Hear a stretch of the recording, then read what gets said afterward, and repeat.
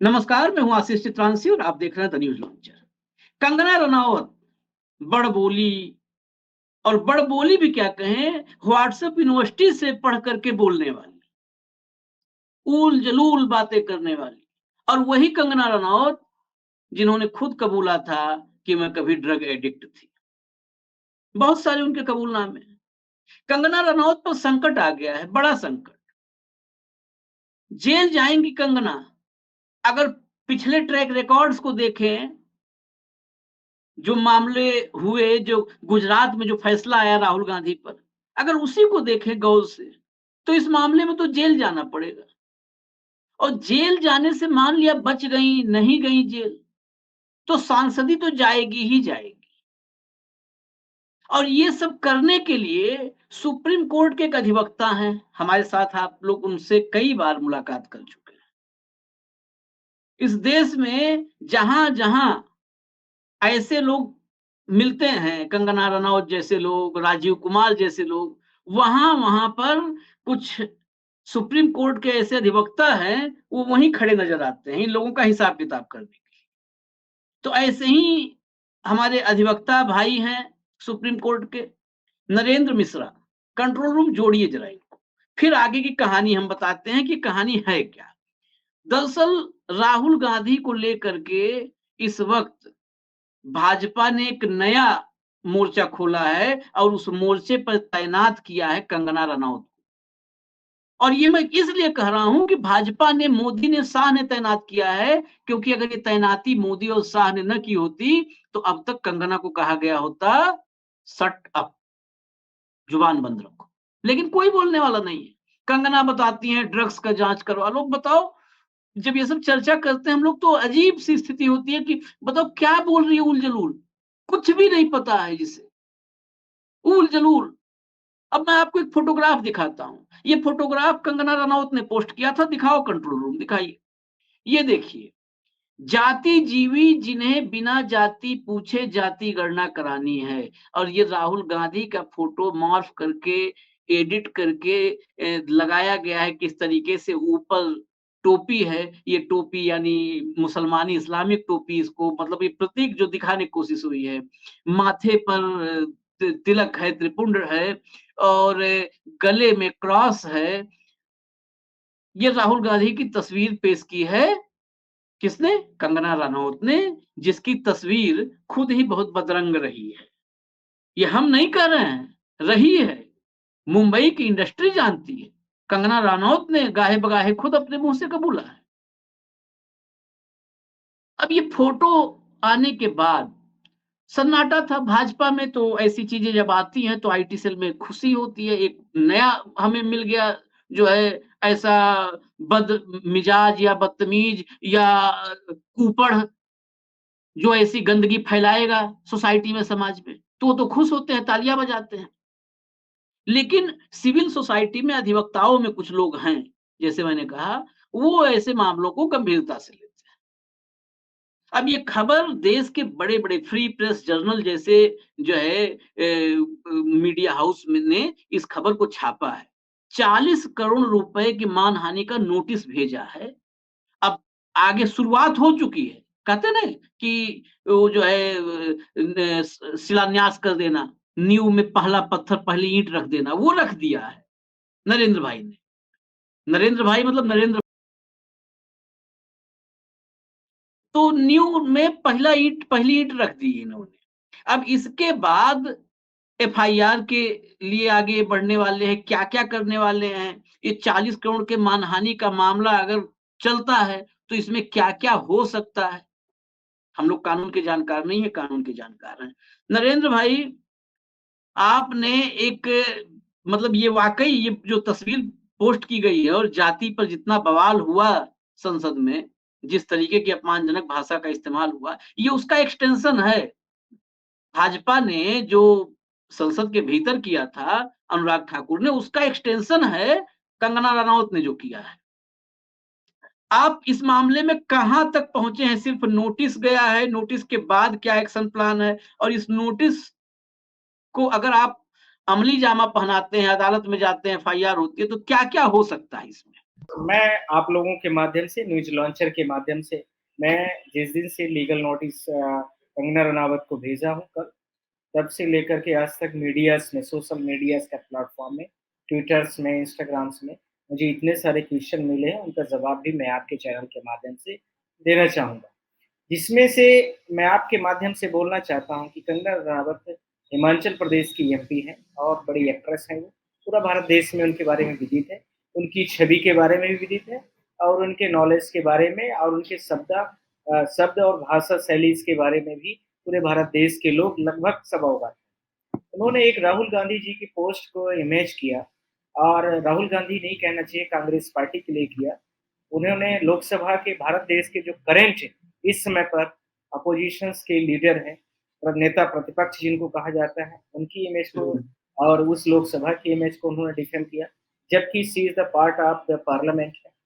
फिर उसके बाद में x national president of India है राहुल जी, उनकी इमेज को खराब किया। 4 बार से लोकसभा के मेंबर्स हैं राहुल, उनकी इमेज को खराब किया अलॉन्ग विथ पूरे कांग्रेस पार्टी और कांग्रेस पार्टी के वर्कर उसके आइडियोलॉजी रखने वाले लोगों को डिफेंड किया है।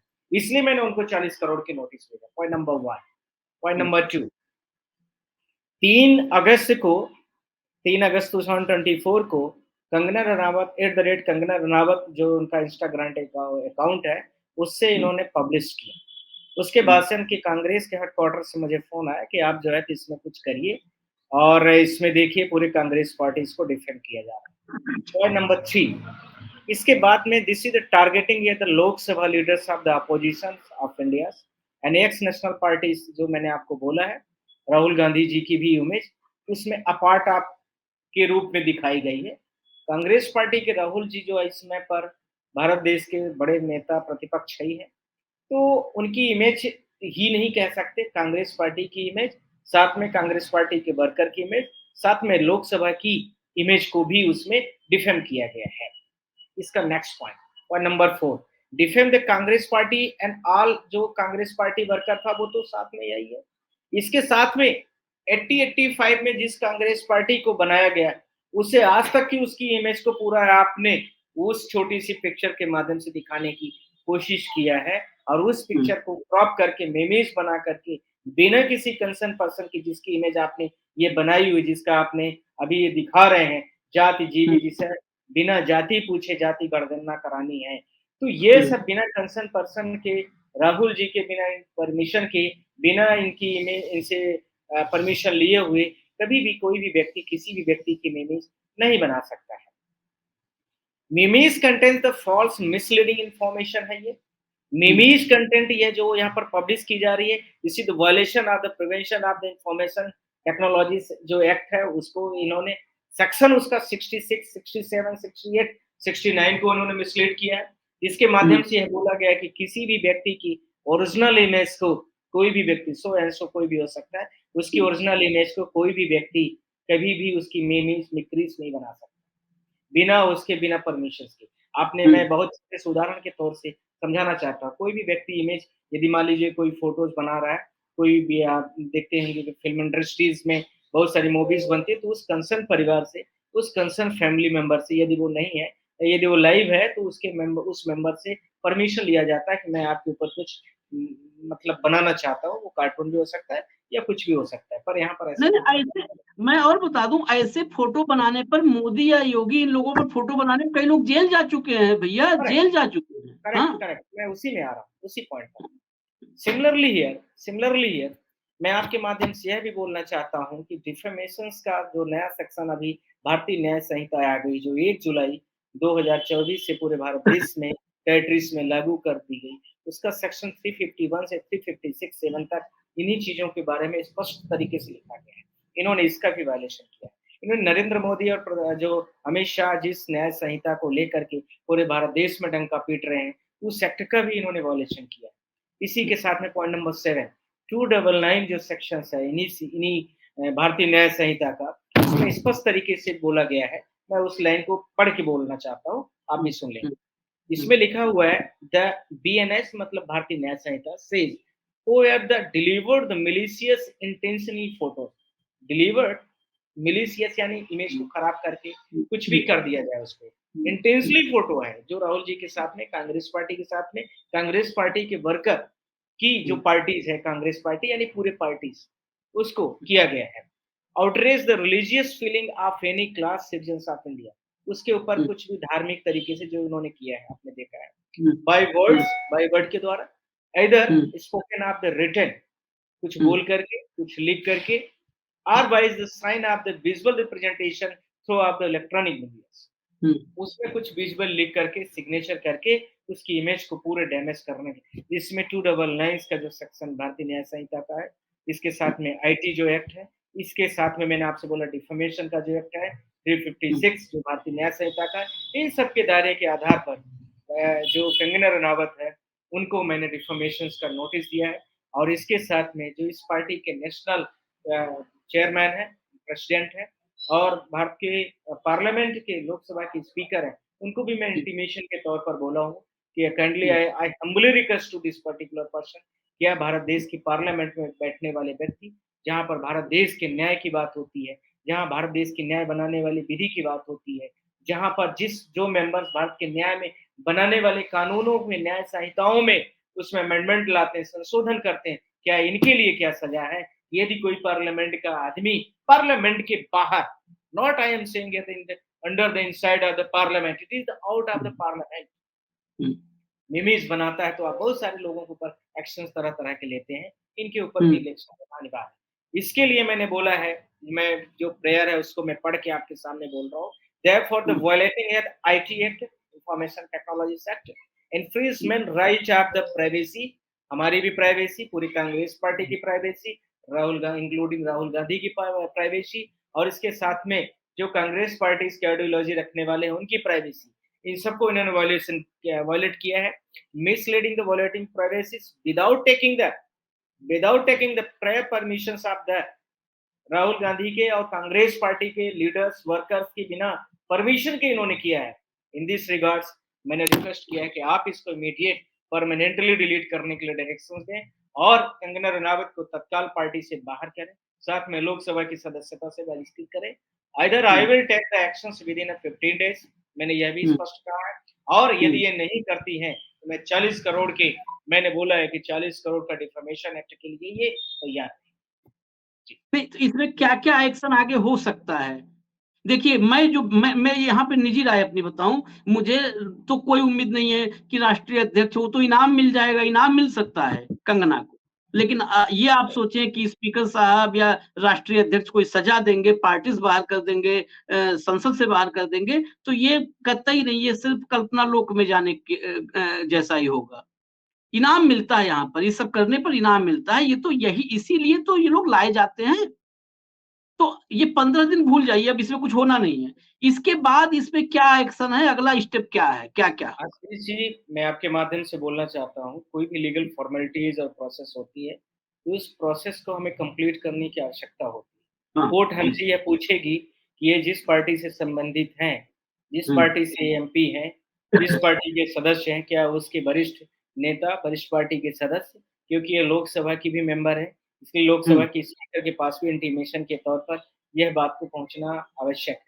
इसी के साथ में जिस पार्टी से ये मैच करती हैं, जिस आइडियोलॉजीज को रखती हैं, उस पार्टी के कंसर्न पर्सन के प्रेसिडेंट के पास भी इस बात को रखना जरूरी था।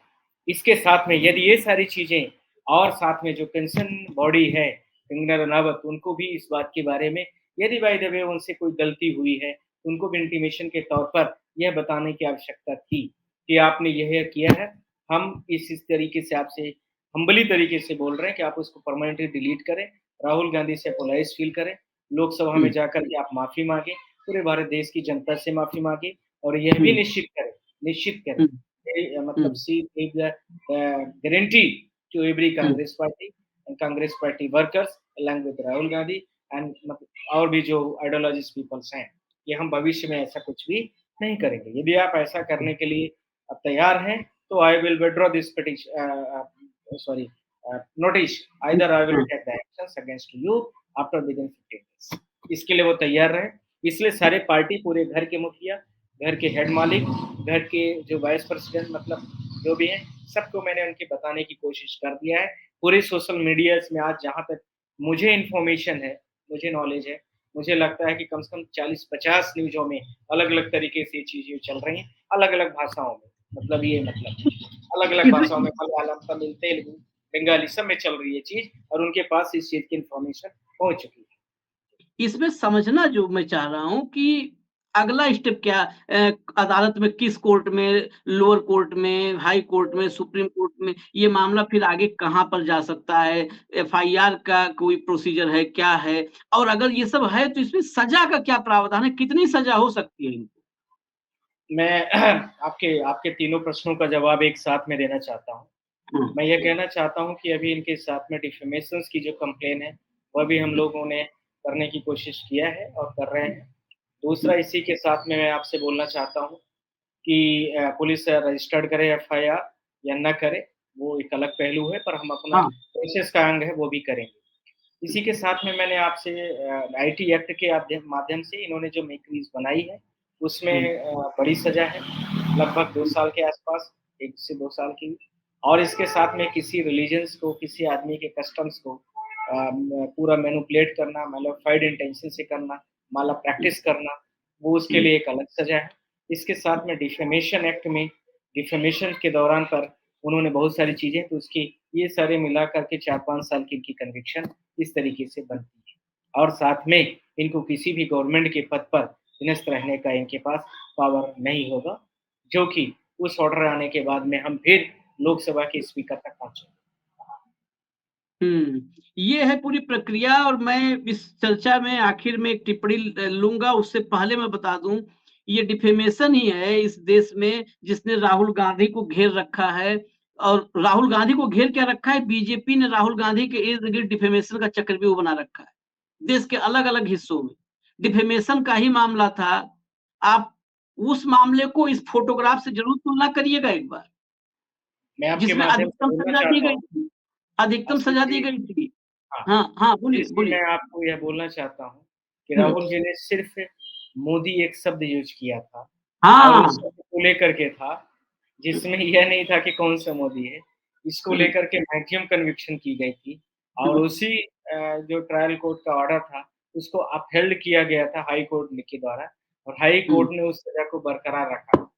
आपके माध्यम से मैं बोलना चाहता हूँ कि यदि उस शब्द की इतनी बड़ी गंभीरता है, राहुल जैसे जो इंटेलेक्चुअल हैं और जो उन्होंने स्पेसिफिक किसी व्यक्ति विशेष को नहीं बोला था, यदि उनके साथ ऐसा है, तो मुझे लगता है कि कंगना रनावत को अपनी गुड़िया बिस्तर को बाँध के तैयार रखना चाहिए। बस इतना ही बोलना हाँ, चाहता बस जब ये यहाँ पर लेकिन मैं एक एक बात कहूँगा आप लोग ज्यूडिशरी से जुड़े हुए हैं, यहाँ लेकिन न्यायपालिका की भी परीक्षा होगी, कि राहुल पर जिस तरीके से गुजरात में जिस तरीके से फैसला आया था, अधिकतम सज़ा सुप्रीम कोर्ट भी चौंक गया था, सर पकड़ लिया था। तो क्या इस मामले में जब आप आगे आप बढ़ेंगे तो वैसे ही सक्रियता कंगना को लेके दिखेगी, उतना एक्टिव दिखेंगे कि नहीं? अब मैं राहुल की बात कर रहा था, एक मोदी के नाम पर वहाँ पे हो गया, सज़ा हो गई अधिकतम संसद की सदस्यता भी चली गई चुटकियों में। सुप्रीम कोर्ट ने जब रोक लगाई तब बहाली में टाइम लग गया, लेकिन सदस्यता लेने में टाइम नहीं लगा था। उसके बाद एक मामला अभी डिफेमेशन का राहुल पर रांची में है। ये सब चक्रव्यूह का हिस्सा है जो राहुल ने चक्रव्यूह बताया था, कि कब जब भी हो तो कहीं पर किसी भी तरफ से फिर से संसद से बाहर किया जाए राहुल को। एक मामला सुल्तानपुर में चल रहा है, जिसमें अभी पेश हुए थे राहुल गांधी। सुल्तानपुर का मामला अमित शाह के डिफेमेशन का है और कर्नाटक में भाषण देते समय 2018 में वो बोला था उन्होंने कि अमित शाह इस चीज के आरोपी हैं। अब मैं नहीं लेना चाहता वो उसकी चर्चा। ये भी नहीं कहा था कि ये हैं, ये दोष सिद्ध हुआ है, इस चीज के आरोपी हैं और उस पे डिफेमेशन केस चल रहा है अब तक। उसमें तो वारंट जारी करना और क्या-क्या अभी माहौल बन रहा था। लेकिन अपनी दुर्गति देख करके थोड़ा-सा अभी सब रुके हुए हैं। तो ये सारे पे एक फाइनल कमेंट कि मैं जुडिशरी को लेकर के सवाल ज़रूर पूछूँगा। लोग कहते हैं जुडिशरी पर सवाल नहीं उठाना चाहिए। क्यों? ऐसा थोड़ा है कि डेमोक्रेसी में जुडिशरी सवालों से बाहर हो जाएगी।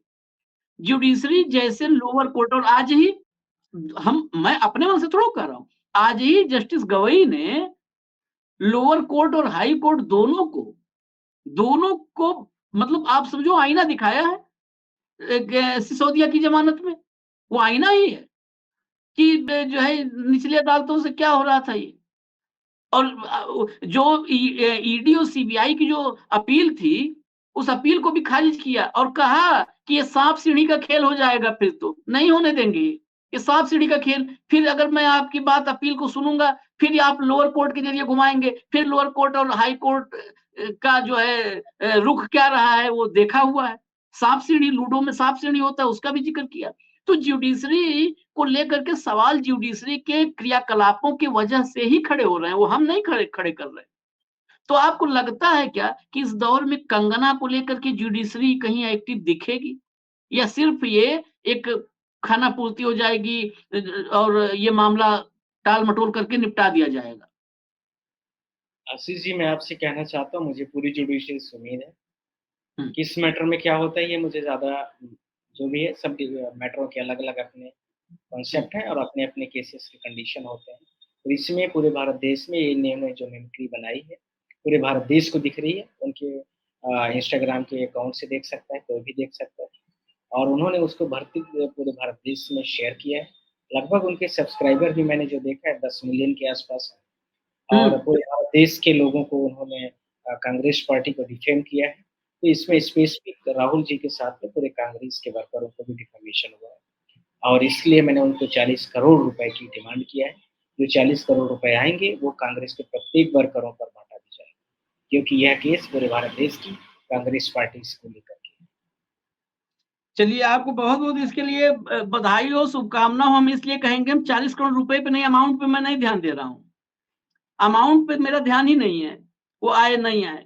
ऐसे लोगों को कुछ तो कहीं पर तो इस कुछ बैरियर लगेगा, कोई तो कदम बढ़ाएगा। जब मुँह खुलता है, होड़ लगी है, असल में क्या है कि बदजुबानी की, बदतमीज़ी की होड़ लगी है।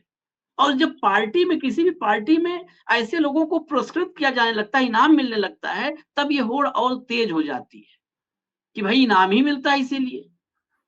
अब अच्छा, वैकेंसी भी है, एक मोहतरमा हार गई हैं इस बार, तो वैकेंसी है, वो वैकेंसी जो है उसका नेचुरल दावेदार बनने के लिए और होड़ तेज हो जाती है। तो ऐसे लोगों पर शिकंजा कसना, इन पर मतलब इनको एक कम से कम कानून का, संविधान का, लोकतंत्र का कुछ भय हो, इसलिए ऐसे चीज़ों को आना चाहिए। ऐसे केसेज़ मैं तो चाहता हूँ कि कम से कम सुप्रीम कोर्ट चंद्रचूड़ साहब या किसी भी बेंच में जाए, देखें कि ये फ़ोटो कैसा, ये फ़ोटो क्या ठीक है? इस देश के लीडर ऑफ अपोज़िशन के लिए सिर्फ़ इस बात पे कि वो जातीय जनगणना की बात कर रहा है नेता, तो उसके बारे में ऐसी फ़ोटो, ये घोर आपत्तिजनक है। और घोर आपत्तिजनक के साथ एक बात ये भी बताएँ कि गलती हो जाती है, गलतियाँ ऐसे ही हो जाती हैं। अगर मैं उस फ़ोटोग्राफ को देखूँ, तो मैं दूसरी चीज़ उसमें देखता हूँ कि कंगना ने ही बता दिया कि राहुल देश का एकमात्र सेकुलर नेता है, जो जि क्रॉस भी धारण कर सकता है, त्रिपुंड भी धारण कर सकता है और टोपी भी धारण कर सकता है। यानी उसी के भीतर एक सेकुलर छवि है, जिसके लिए सभी धर्म समान है, सब में आस्था विश्वास, सबका सम्मान कर रहा है। एक इकलौता लीडर। लेकिन ख़ैर, नफ़रत फैलाने वाले, ये जो ट्रोलर्स हैं या नेता हैं, लाइन में लगे हुए हैं एक-दूसरे को पिछाड़ने में, इन पर आपने अगर बढ़ाया है कदम, तो सराहनीय है। आगे बढ़िए और जो भी अपडेट हो आपके ज़रिए हम पहुँचाएँगे दर्शकों तक। फिलहाल आप जुड़े वक़्त निकाल कर के, अभी-अभी लौट करके अदालत से तुरंत जुड़े, आपने जो है वक़्त दिया, इसके लिए बहुत-बहुत धन्यवाद। फिर अपडेट के साथ आपके साथ हम जुड़ेंगे। न्यूज़ लॉन्चर आप लोग देखते रहिए, दीजिए इजाज़त, नमस्कार।